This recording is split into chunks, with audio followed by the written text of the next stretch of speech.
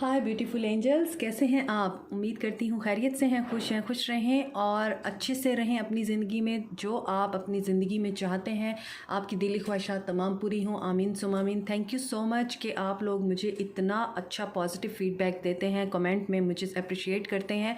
Thank you so much by heart. जो मेरे channel पे नए हैं, welcome back to my channel. Today reading is very interesting. Third party को लेके है आज की रीडिंग भी। और आज हम देखेंगे कि आपके पर्सन आपको छोड़कर थर्ड पार्टी की तरफ गए क्यों, क्या वजह थी, रीज़न्स क्या थी कि आपके पर्सन थर्ड पार्टी की तरफ गए और आपको छोड़ दिया। तो स्टे पॉजिटिव, क्योंकि एक जनरल रीडिंग है। देखेंगे कि कौन से फैक्टर्स हैं जिनकी वजह से आपके पर्सन ने थर्ड पार्टी को चूज़ किया और आपको छोड़ दिया। ठीक है,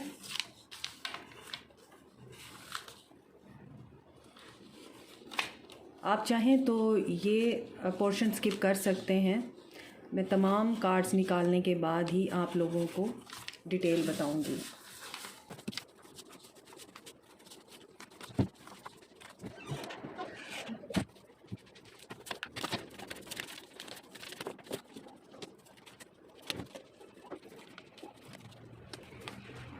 ओके, तो फ़िलहाल जो मुझे यहाँ पर एनर्जी और कार्ड्स में चीज़ें नज़र आ रही हैं, क्या फैक्टर्स हैं कि आपके पर्सन आपको छोड़कर थर्ड पार्टी की तरफ गए। तो कुछ लोगों के लिए मुझे नज़र आता है कि वो इमेच्योर थे, इतने मेच्योर नहीं थे। आप उनसे ज़्यादा मेच्योर हैं, आप अपने पर्सन से ज़्यादा वाइज हैं और सोच समझ कर डिसीजंस लेते हैं। लेकिन आपके पर्सन में बहुत ज़्यादा इमेच्योरिटी थी, बच्चों जैसा बिहेव करते थे और उनके अंदर कुछ ऐसी ट्रेट्स थी जिनकी वजह से आपको भी फील होता था कि इसमें बचपना बहुत है, इसमें बहुत ज़्यादा जैसे ईगो बहुत ज़्यादा थी आपके पर्सन में, या स्टबर्ननेस बहुत ज़्यादा थी और सेल्फिशनेस और अपने आप को बहुत ज़्यादा वैल्यू देना और अपनी बात मनाना, इस तरह की उनकी ट्रेट्स थी। और इमेच्योरिटी ये थी कि लोगों से डरते थे, पेरेंट्स से डरते थे। और जब भी आप उनसे कोई बात करते थे कमिटमेंट की, तो आपके पर्सन आपको हमेशा यही कहते थे कि अभी नहीं कर सकता, मैं अभी नहीं कर सकता, सोसाइटी का प्रेशर है, पेरेंट्स का प्रेशर है। तो इस तरह की इमेच्योरिटी आपके पर्सन में देखने को मिल रही है यहाँ पे। ये एक फैक्टर हो सकता है कि आपके पर्सन ने आपको छोड़ दिया। दूसरा फैक्टर यहाँ पे नज़र आता है वेडिंग, कि आपके पर्सन अपने पेरेंट्स की वजह से, सोसाइटी की वजह से, कास्ट, कल्चर, लैंग्वेज या रिलीजन के डिफरेंसेस की वजह से आपको कमिटमेंट नहीं देना चाहते थे। अपने पेरेंट्स की मर्ज़ी से या जहाँ पर उनके पेरेंट्स उनको कह रहे हैं, फोर्स कर रहे हैं, वहाँ शादी करना चाहते थे। इस वजह से आपके पर्सन आपको छोड़ गए और उन्होंने अपने पेरेंट्स की बात मानी क्योंकि उनके ऊपर प्रेशर बहुत ज़्यादा था। तीसरी जो मुझे यहाँ पर रीज़न नज़र आ रही है वो ये नज़र आ रही है कि आपके पर्सन और आपके दरमियान लोगों की इन्वॉल्वमेंट बहुत ज़्यादा थी। लोगों की वजह से, लोगों के इंटरफेरेंस की वजह से और मैजिक की वजह से आपके रिश्ते में दूरी आई है, आप सेपरेशन में आए हैं। हो सकता है ये मैजिक आपके पर्सन और आपके दरमियान दूरी लाने के लिए किसी थर्ड पर्सन ने कराया हो, थर्ड पार्टी ने कराया हो, या फिर उनके फ्रेंड्स ने कराया हो। फोर्थ रीज़न यहाँ पर सोशल मीडिया है। और सोशल मीडिया का मतलब ये है कि आपके पर्सन आपको टाइम नहीं देते थे और सोशल मीडिया पे बहुत ज़्यादा एक्टिव रहते थे, और सोशल मीडिया से उन्हें कोई और पर्सन मिल गया और जिसकी वजह से आपके पर्सन ने आपको छोड़ दिया। अनदर रीज़न यहाँ पर नज़र आ रही है डेस्टिनी। कुछ लोगों के लिए ये कार्मिक था और कारमा की वजह से आपके पर्सन आपको छोड़ गए। डेस्टिनी में था ये आप लोगों के लिए। Last but not the least जो मुझे यहाँ पर आखिरी रीज़न नज़र आ रही है वो ये है कि आप ख़ुद और आपके पर्सन, आप दोनों ही इस रिश्ते में दूरी का बाइस बने हैं। मींस आपके पर्सन, हो सकता है आपने अपने पर्सन को कुछ ऐसी बातें करी हों माजी में जो उन्होंने दिल में रख ली हों, और दिल में रख कर आपके साथ मूव ऑन तो किया उन्होंने, लेकिन आपके साथ दिल साफ़ नहीं किया उन्होंने। दिल में उन्होंने बहुत सारी बातें रखी और वो बातें उनको हॉन्ट करती थीं। और हर लड़ाई में या जिस तरह से आप लोगों के आर्गूमेंट होते थे, तो वो बातें उन्हें बहुत तकलीफ़ देती थीं। वो बार बार माजी की बातों को उठा कर ले आते थे, आप के साथ लड़ते थे, झगड़ते थे, और यही चीज़ ऑब्स्टैकल बनी है आप लोगों के रिश्ते में। और यहाँ पर ये भी नज़र आता है कि आपके पर्सन को आपसे ये गिला था कि आप उन्हें कम्प्लीमेंट नहीं देते हैं, आप उन्हें अप्रिशिएट नहीं करते हैं। तो यहाँ पर ये चीज़ भी बहुत खुलकर सामने आ रही है कि उन्हें ये चीज़ फ़ील होती थी कि आपको जिस तरह से अप्रिशिएट करना चाहिए आप उन्हें वैसे अप्रिशिएट नहीं कर रहे, या आप उन्हें टाइम नहीं दे रहे। आपको सोसाइटी का प्रेशर है, आपको कुछ डिफरेंसेस की वजह से वो देखते थे कि आप स्टैंड नहीं ले पाते या या आप स्टैंड नहीं ले पा रहे मेरे जो व्यूअर्स हैं उनके लिए, जिस तरह से मैंने आपको बताया कास्ट, सोसाइटी या कल्चरल डिफरेंसेस हो सकते हैं, तो ये चीज़ ऑब्स्टैकल बनी है। आप लोगों के फ्रेंड्स ऑब्स्टैकल बने हैं आपके रिश्ते में, तो ये सारी चीज़ें यहाँ पर निकल कर आई हैं। और इसके अलावा एनर्जी ऑरेकल में देखूँ तो मज़ीद क्या रीज़न बनती है कि आपके पर्सन आपको छोड़कर थर्ड पार्टी की तरफ गए हैं। यही बात है कि आपके पर्सन विक्टिम मेंटालिटी रखते हैं, विक्टिमाइज थिंकिंग है उनका, थिंकिंग प्रोसेस बहुत ज़्यादा टॉक्सिक और नेगेटिव है आपके पर्सन का। वो हर चीज़ को बहुत ज़्यादा नेगेटिव होकर सोचते हैं, नेगेटिव होकर देखते हैं, पॉजिटिव बात का भी वो नेगेटिव मतलब निकालते हैं, और इसी वजह से वो उस चीज़ को बहुत ज़्यादा सच मानते हैं। जो उनका माइंड, उनकी थिंकिंग, उनका जहन उनको समझा देता है वो उसी को सच मानते हैं, और वो जो सच होता है उसे इग्नोर कर देते हैं और उसी सच के साथ अटैच रहते हैं।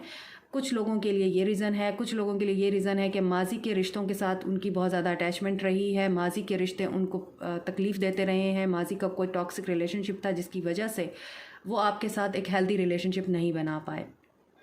मज़ीद आखिरी जो मुझे यहाँ पर एनर्जी ऑरेकल में नज़र आती है, आपके पर्सन फ्लर्टेशियस हैं कुछ लोगों के, मीन्स आपके पर्सन दूसरों के साथ फ्लर्ट करना बहुत पसंद करते हैं, और आपको ये रियलाइज़ कराते थे कि मेरा इसके साथ कुछ ऐसा नहीं है, मैं तो जस्ट इसके साथ हंसी मजाक कर रहा था या कर रही थी, ये तो मेरा फ्रेंड है या फ्रेंड है मेरी, तो इससे ज़्यादा ये कुछ नहीं है, तो तुम बुरा मत मनाओ। लेकिन उनकी ये बहुत ज़्यादा बुरी आदत है आपके पर्सन की कि वो हर किसी की तरफ दिल फेंकते हैं अपना, जो भी अच्छा इंसान उनको नज़र आ जाए या जो भी अच्छी लड़की नज़र आ जाए, खूबसूरत लड़की नज़र आ जाए, तो फ्लर्ट करना आपके पर्सन की हैबिट है।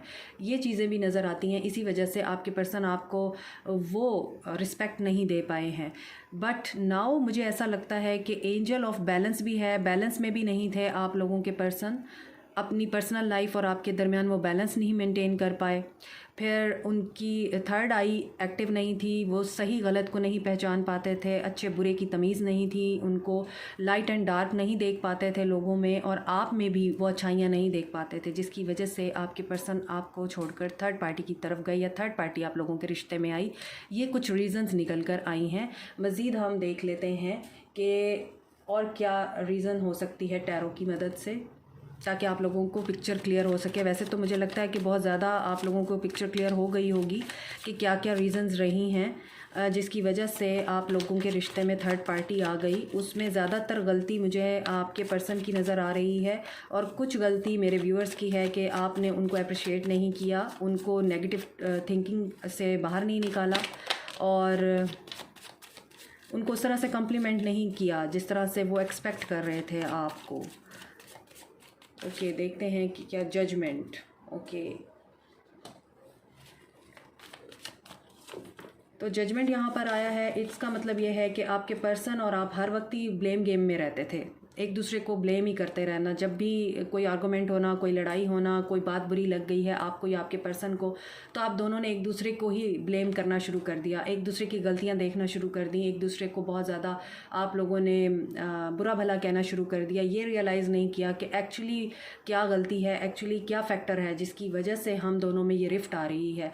इसी वजह से थर्ड पार्टी आई आप लोगों के रिश्ते में। 3 ऑफ कप्स, फ्रेंड्स, जैसा कि मैंने आपको बताया है कि फ्रेंड्स भी इन्वॉल्व हैं आप लोगों के रिश्ते में जिन्होंने ये ख़राबी मचाई है, और थर्ड पार्टी आ गई आप लोगों के रिश्ते में। 6 ऑफ पेंटिकल्स, बैलेंस नहीं था पर्सनल लाइफ में, और आपके साथ आपके पर्सन बैलेंस नहीं मेंटेन कर पाए, अपने काम में और अपनी फैमिली में बैलेंस नहीं मेंटेन कर पाए, तो उन्हें यही लगा कि आपको छोड़ देना ज़्यादा बेहतर है, क्योंकि वो फैमिली को तो छोड़ नहीं सकते और ना ही वो काम छोड़ सकते हैं। अगर वो स्टडी करते हैं तो स्टडी में और अपने फैमिली प्रेशर को वो अफोर्ड नहीं कर पाए या उसमें बैलेंस नहीं मेंटेन कर पाए। 8 ऑफ कप्स,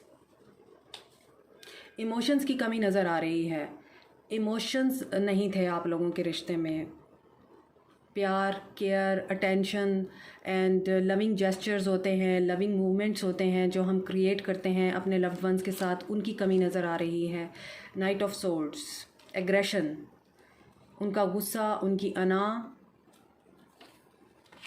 ये भी वजह बनी है। और किंग ऑफ वॉन्ड्स, जैसा कि मैंने आपको बताया है कि वो गुस्से वाले हैं आपके पर्सन, या फिर अना उनकी आगे आ जाती थी, उनकी कुछ ऐसी ट्रेट्स हैं जो कि हेल्दी नहीं है, एडिक्शन है उनको किसी चीज़ का। फिर वो पावर में भी हैं, उनको कंट्रोल करने की आदत है आपके पर्सन को कि बस जो मैंने कह दिया तुमने वही करना है, मैंने जिस चीज़ से मना कर दिया तुमने वही करना है, आपको कंट्रोल करने की कोशिश करते थे। और यहाँ पर यह भी नज़र आता है कि अपनी फीलिंग्स आपको शो नहीं करते थे। जैसा कि मैंने आपको बताया है कि इमोशंस की यहाँ पे कमी नज़र आ रही है। तो वही इमोशंस अगर इस रिश्ते में मौजूद होते तो ये सेपरेशन ना होती, थर्ड पार्टी ना आती।